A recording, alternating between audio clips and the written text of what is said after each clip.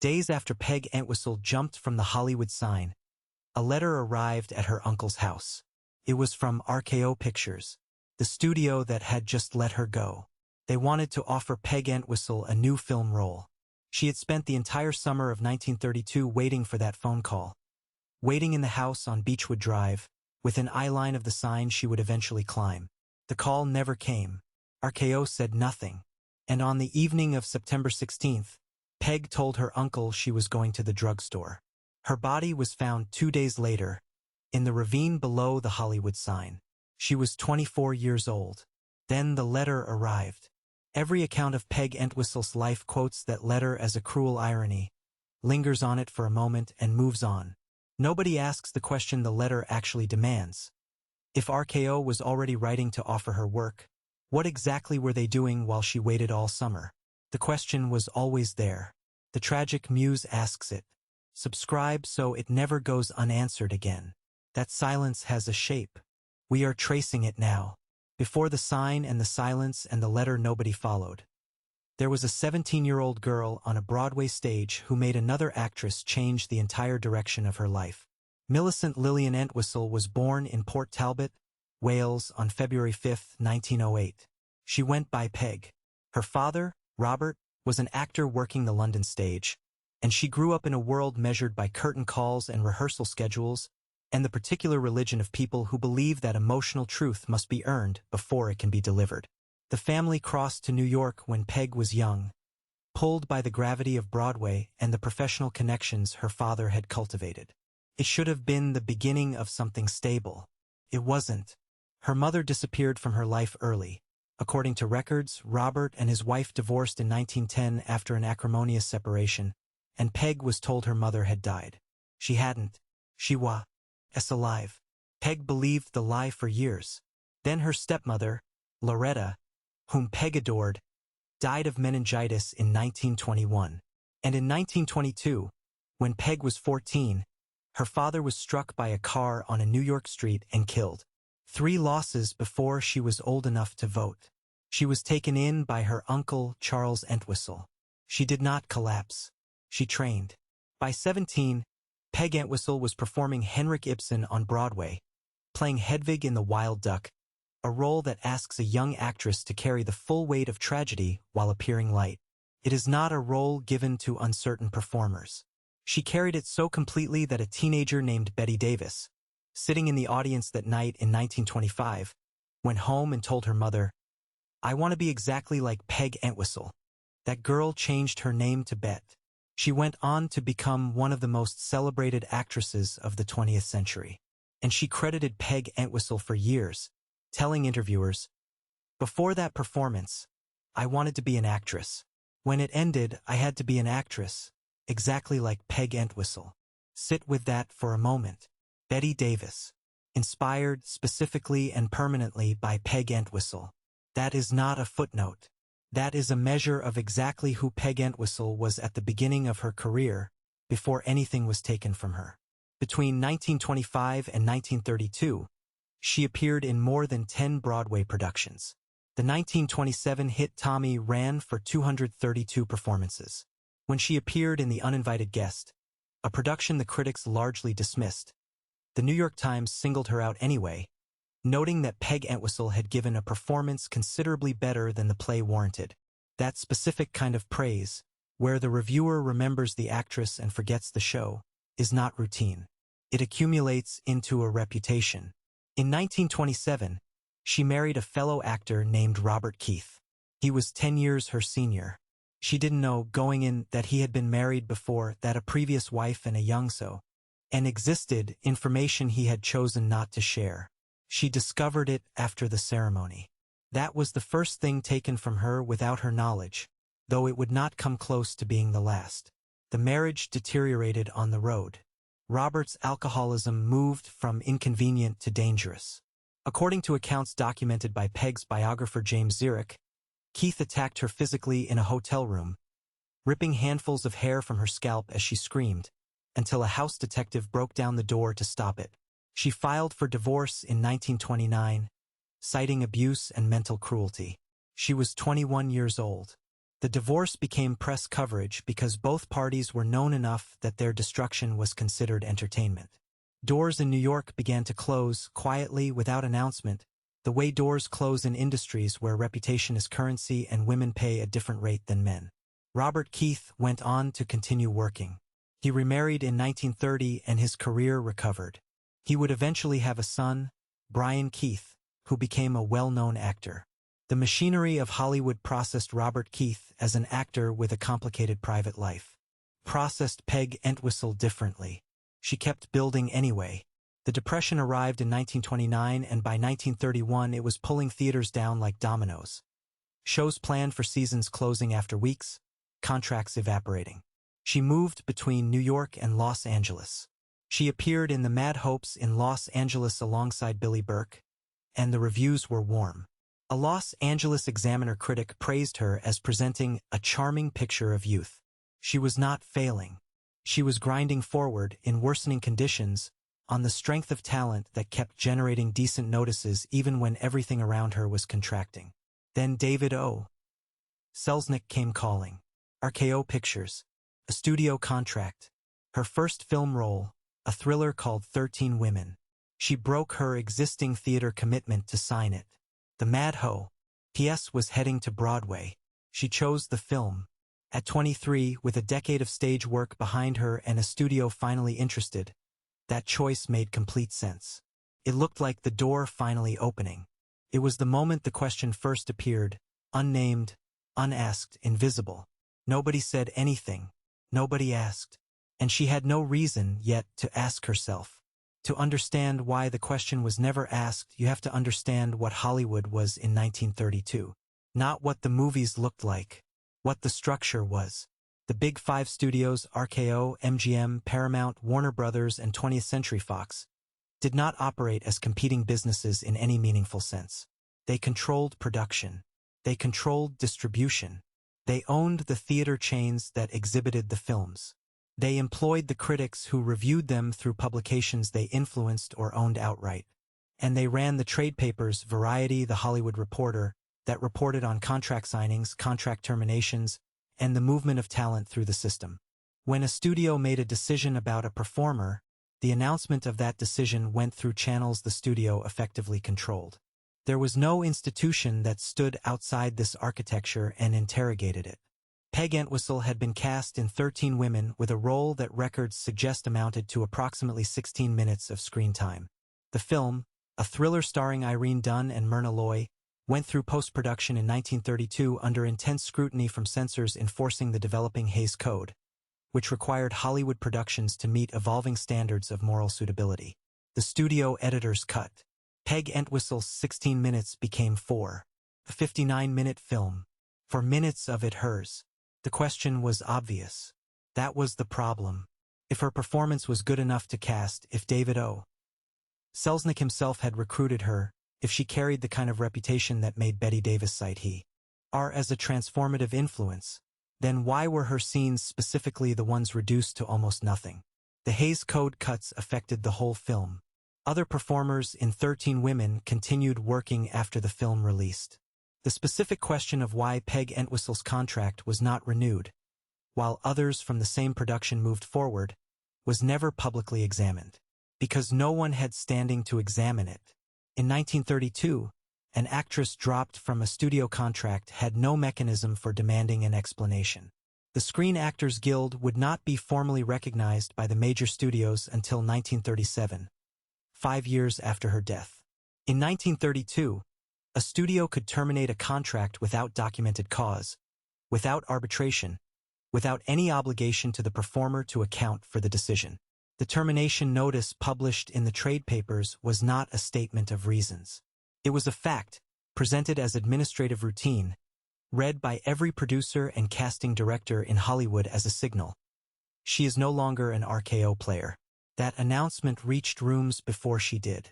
She was also carrying something the system had no obligation to set aside, the reputational weight of the divorce from Robert Keith.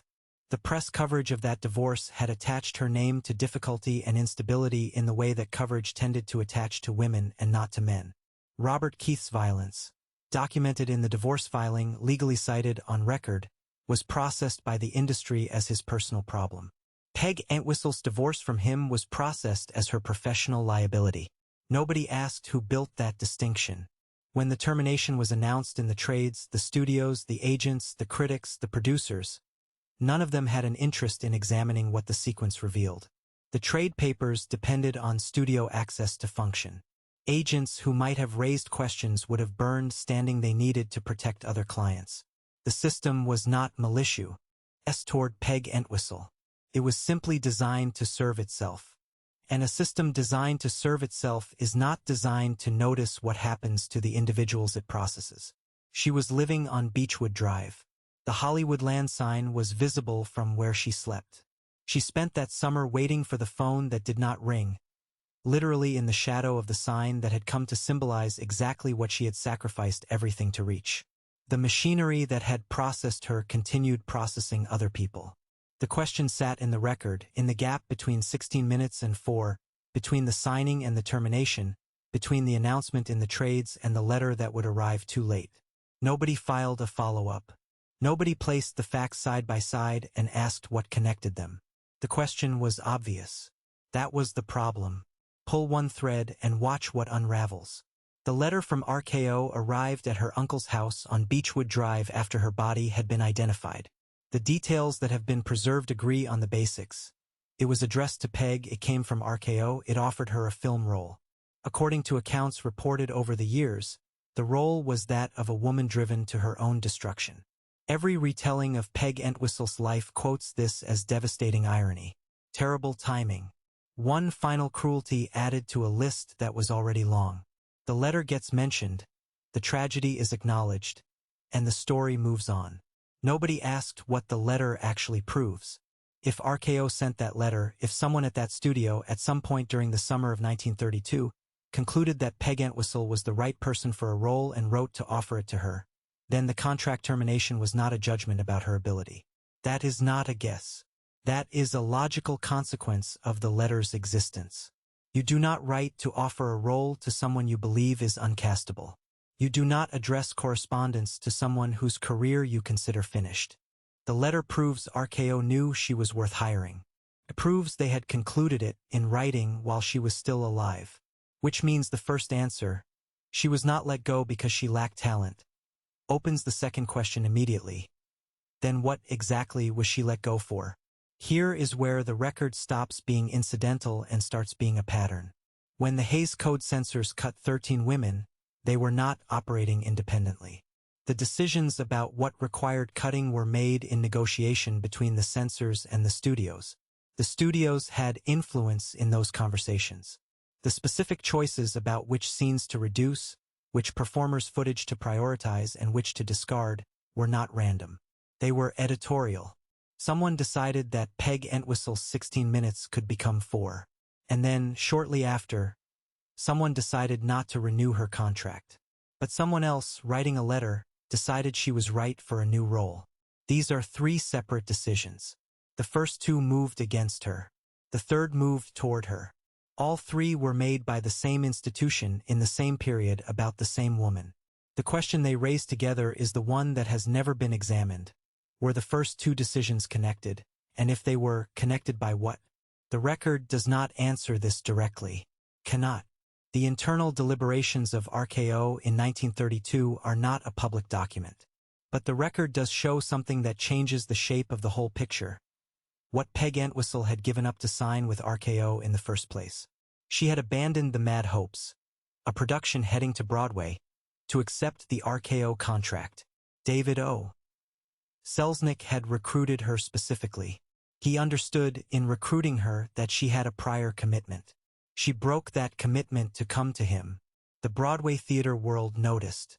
In a professional environment already contracting under the Depression, a performer who walked out on a stage production to sign with a studio. O was a performer who had declared where her priorities lay.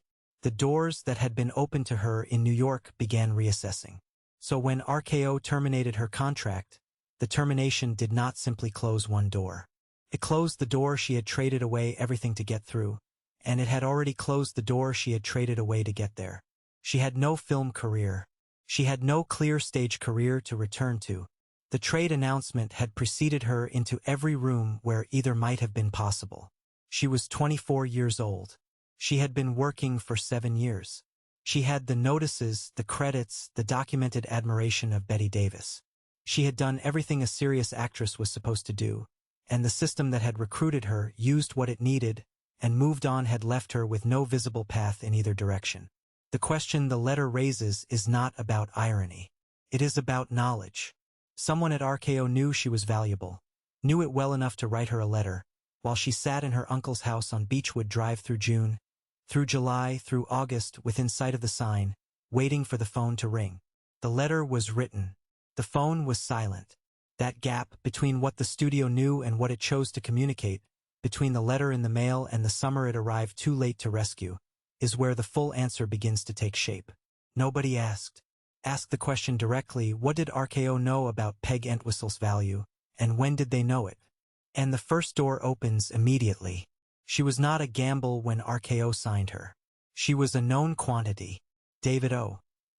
Selznick recruited her specifically, which means someone at RKO had reviewed her stage record, the Broadway productions, the notices, the accumulation of praise from working critics, and concluded she was worth pursuing. She came in with documented evidence of her talent. Bette Davis had publicly attributed her entire career to watching Peg Entwistle perform. The New York Times had praised her by name in productions that did not otherwise merit praise. She was brought to Hollywood not as an experiment but as a deliberate acquisition.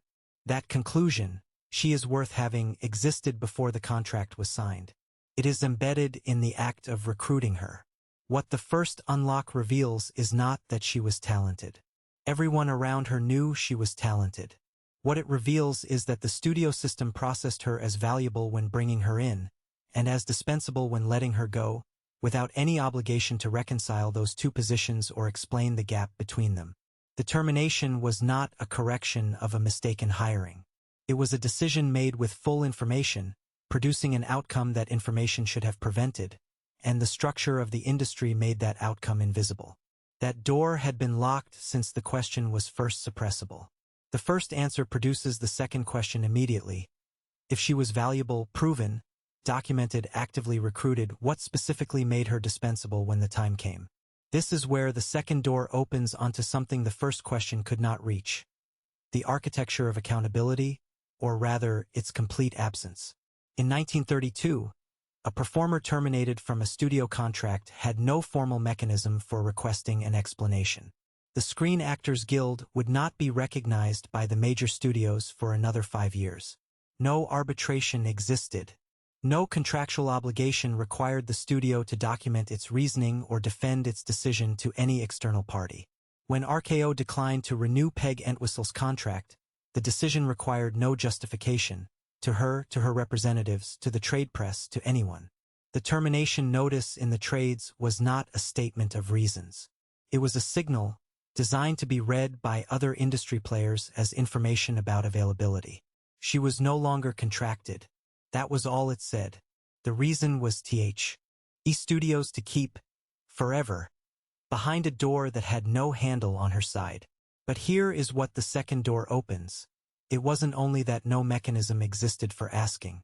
It was that the same system that had brought her to Hollywood, the system she had trusted with the most consequential professional decision of her career, was the system that terminated her, announced it through channels it controlled, and communicated her availability to other studios in a way that simultaneously spread the news without explaining the context. She was recruited by the system. She trusted the system. The system had no obligation to her once its immediate needs were met. She paid for asking. She kept asking anyway. Place the first two answers together, she was valuable, and the system had no obligation to account for its use of that value. And a third thing becomes visible that neither answer alone could show. Her case was not exceptional. The studio system of the early 1930s operated this way with hundreds of performers. Signed on the strength of demonstrated ability. Used for whatever the immediate production required. Released when the production was complete, or when reputational considerations, some legitimate, some entirely unconnected to performance, shifted the calculation. Most of the time, the released performer had somewhere to go. Other studios. The stage. The road. The Depression had narrowed those options for everyone. but they existed. What made Peg Entwistle's case different was not the mechanics. The mechanics were standard. What was different was what she had surrendered to enter the system, and what was left when the system was finished with her. She had broken a Broadway commitment to sign with RKO. She had told the stage world through that act that film was her priority now. The stage world had noted her departure and factored it into future calculations. When RKO terminated her, the termination announcement in the trades arrived in those same rooms before. She was not simply left without a film career. She was left without either of the two professional worlds she had built her life in, and the loss of the second had been the price of admission to the first. The system hadn't conspired against her. It had simply operated, precisely as designed, on a person whose specific circumstances made the standard operation catastrophic. The shape of what happened, seen whole, not malice. Something quieter and more durable than malice. A machine that did not include her survival in its calculations, because the machine was not designed to include anyone's survival in its calculations. What only becomes visible after following all three answers is the full meaning of the letter. Someone at RKO, at some point in the weeks following her contract termination, while she was sitting in the house on Beechwood Drive within sight of the sign, waiting for a call that did not come, wrote to her, concluded she was right for a new role, addressed an envelope, sent it to Beechwood Drive. The letter was in transit while she waited. It arrived after her uncle came home from identifying her body. This is not irony. Irony is a literary device. This is a fact with a specific implication. The decision to terminate her contract was not a permanent assessment of her career. It was situational. The Hays Code pressures, the cuts, the reputational calculations of that specific moment, they had produced a termination. But the termination was already being reconsidered by the same institution that had issued it. She was always, in RKO's own estimation, a viable actress. The termination was not a conclusion. It was a transaction. The phone call that would have changed everything was not withheld because anyone decided she was finished. It was simply not made, because the system that had the information had no mechanism that required it to communicate that information to her on any timeline that served her needs rather than its own. She was not rejected because she lacked talent. She was not rejected because the studio had concluded she had no future. She was rejected by a system that knew her value, documented it in a letter, and mailed that letter to a woman it had left with nothing, on a timeline that guaranteed it would arrive when there was no longer anyone to read it. The question had been sitting in the record for decades. Everything it unlocked had been sitting there with it, waiting for someone to ask. She asked the question in 4 different forms. Each time, something was taken from her for the asking. When Peg Entwistle filed for divorce from Robert Keith, she did something that required a particular kind of courage in 1929. She named what had happened. The filing cited abuse and mental cruelty. It specified a hotel room in Michigan, a violent assault, a house detective breaking down the door. Those facts went into a legal document, and the legal document was public because divorces were public. She was asking, in the only forum available to her, was what was done to me allowed to be done? What it cost her was immediate and specific. The press coverage did not reproduce the filing. It reproduced the fact of the divorce, attaching her name to difficulty, instability, to the category reserved in 1929 for women who could not hold a marriage together. The violence that had ended the marriage was contextual detail. The divorce was the headline. Robert Keith went on to continue working. He remarried the following year. His career recovered. What she retained after paying that cost was still substantial, her stage career. The notices kept coming.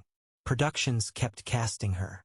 The doors that had closed were real, but enough remained open that she could keep moving. She had paid once and still had ground to stand on. Accepting the RKO contract was its own form of asking, a question directed at the film industry rather than the legal system. Does this world, the one I've crossed an ocean and a decade to reach, have a place for what I've built? She asked it by surrendering the safest thing she still held. Breaking the Broadway commitment, walking away from the mad hopes heading to New York, meant telling the theater world, through action rather than words, that she had chosen the film. That message landed. In an industry contracting under the Depression, loyalty was currency. She had just spent hers. What the second cost took was the clear road back. She still had the contract, still had the RKO offer, still had the possibility, reasonable, earned, not naive, that the gamble would produce a film career to replace what she had traded away. She paid twice and still had the promise to stand on. The second time she asked, the cost was of a different kind. That was not accidental. 13 women had filmed. The Hays Code cuts had arrived. Her role, 16 minutes, had become 4. And the contract renewal that should have followed did not come. She waited through June, through July. She asked with her presence, remaining available, remaining at the Beechwood Drive address, remaining reachable if the phone rang. She asked by pursuing other theater work in Los Angeles, testing whether the stage world that had watched her leave for RKO would take her back. The trade announcement had arrived in those rooms before she did. The answer, returned without being spoken, was no. What the third cost took was the last territory she had believed she still held. She had assumed, with logic that was not wishful but earned, that 10 years of serious stage work gave her somewhere to stand if the film world did not work out. What she discovered was that the bridge in both directions had been affected by the same sequence of events. She had left the stage for Hollywood. Hollywood had finished with her. The stage had watched her leave. There was no bridge left in either direction. She asked 4 times. Each time it cost her something she could not recover. She told her uncle she was going to the drugstore. She had almost nothing left to trade by then. No contract, no stage work, no clear path forward in either world she had spent her life building toward. She walked up Beechwood Drive instead of to the drugstore, past the neighborhood she had spent the summer in, up the rocky slope of Mount Lee, to the sign that had been visible from her window all summer. She climbed a workman's ladder to the top of the letter H. 50 feet up. She looked out over Los Angeles, the city that had been visible from her uncle's house, the city that held the studio that had recruited her and used her and sent her a letter she would never read. She left her coat, her purse, a note. I am afraid, I am a coward. I am sorry for everything. If I had done this a long time ago, it would have saved a lot of pain. She signed it with her initials. The question she asked that last time required no words. It was the final accounting of everything she had brought to every institution and every person that had made promises to her. What all of it had added up to, what remained, whether it could be sustained. The answer she had arrived at, in the summer of 1932, in the house on Beechwood Drive, was the only answer the silence had given her. The 4th time she asked. She was paying with what she had left. The price of the silence is not abstract. It is countable, and it compounds. She gave up the Mad Hopes, a Broadway-bound production that represented the continuation and deepening of the stage career she had spent 7 years building, in exchange for a film contract that produced 4 minutes of screen time, a termination notice in the trade papers, and a summer of silence. That is the transaction evaluated without sentiment. The Mad Hopes on Broadway, the continued relationships with directors who knew her work, the accumulated professional goodwill of a decade of showing up, delivering, and earning specific praise in difficult conditions. She deared all of it.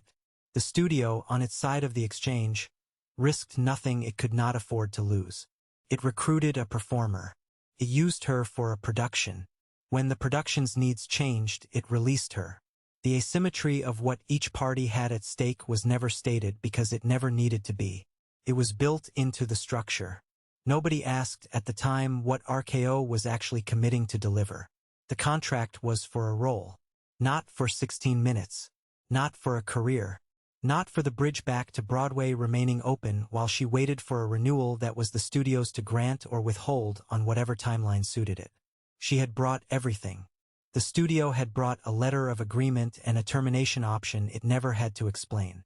Who benefited from the question never being asked? The studio benefited, in the ordinary way that systems benefit when they are not required to account for the consequences of their decisions. RKO could recruit a credentialed actress, use her for what the production required, reduce her role under censorship pressures, decline to renew her contract, announce the decision through channels it controlled, and continue, all without a single moment of being required to examine what that sequence cost the person it had processed. The trade papers benefited from access to the studio system that required not antagonizing it with inconvenient questions. Robert Keith benefited from an industry that processed men's difficult private lives as irrelevant to their professional standing, while processing women's difficult private lives as professionally definitive. The entire architecture of early Hollywood benefited from nobody standing outside it asking what it was actually doing to the people it was built on. Almost too close. The letter almost disappeared entirely. It was personal mail, addressed to a private individual, received at a domestic address after the recipient's death. It was not filed in any studio archive. Was not entered into any court record. It survived because Peg's uncle and the people around him kept talking about it, because the irony was too devastating not to carry forward. But its survival was contingent. One generation of silence and it was gone. Now, return to the question the cold open asked. Why did RKO send the letter after Peg Entwistle was dead? Because the decision to terminate her contract had not been a permanent conclusion about her talent. It had been situational, tied to the specific pressures of 13 women, the Hays Code, the reputational calculations of that particular summer. Someone at RKO, working on the next situation, had already decided she was right for it. The letter was written. The offer was genuine. The phone call that would have changed everything was already being made, in the form of that letter on its way to Beechwood Drive, while she climbed the slope of Mount Lee. She was in the ravine before it arrived. The question was never publicly asked because asking it clearly, asking what RKO's behavior toward Peg Entwistle revealed about how the studio system treated the people who trusted it, would have required every institution with a stake in the story to examine a system they all depended on. Nobody's interests aligned with that examination. Not the trades, not the agents, not the studios, not the critics who needed access to the industry to keep working. And so, for decades, the headline stood. Stage star, a flop in Hollywood, takes life in plunge. The caption under her photograph in the Detroit Free Press, September 20th, 1932, prefers death to failure. That was the accounting the silence produced. She was in the ravine because a system she had trusted with her career, a system that had recruited her, used what it needed, and communicated nothing useful during the summer she needed it most, had operated exactly as it was designed to operate. And nobody, for a very long time, asked why. That is what not asking ost her. Before someone asked the question, the official record said this about Peg Entwistle. She was a failed actress. She came to Hollywood with ambitions the city could not accommodate. She appeared in a film that was cut by censors, lost her contract, and could not find work. On the night of September 16, 1932, she climbed to the top of the Hollywood sign and jumped. She was 24 years old. The story was a cautionary tale about what Hollywood did to people who were not quite good enough. The headline in the Detroit Free Press made the conclusion permanent. Stage star, a flop in Hollywood, takes life in plunge. Her name in the official record meant, here is what happens when you reach for something you cannot hold. Her actual career existed in that record, the Broadway productions, the notices, the Betty Davis attribution, but it functioned as context, as setup, as the part of the story that made the fall more dramatic. It was not the point. The point was the fall. That is what anyone reading the record would have concluded. That is what most people concluded, for most of the time between her death and now. After what the record shows when the question is applied to it.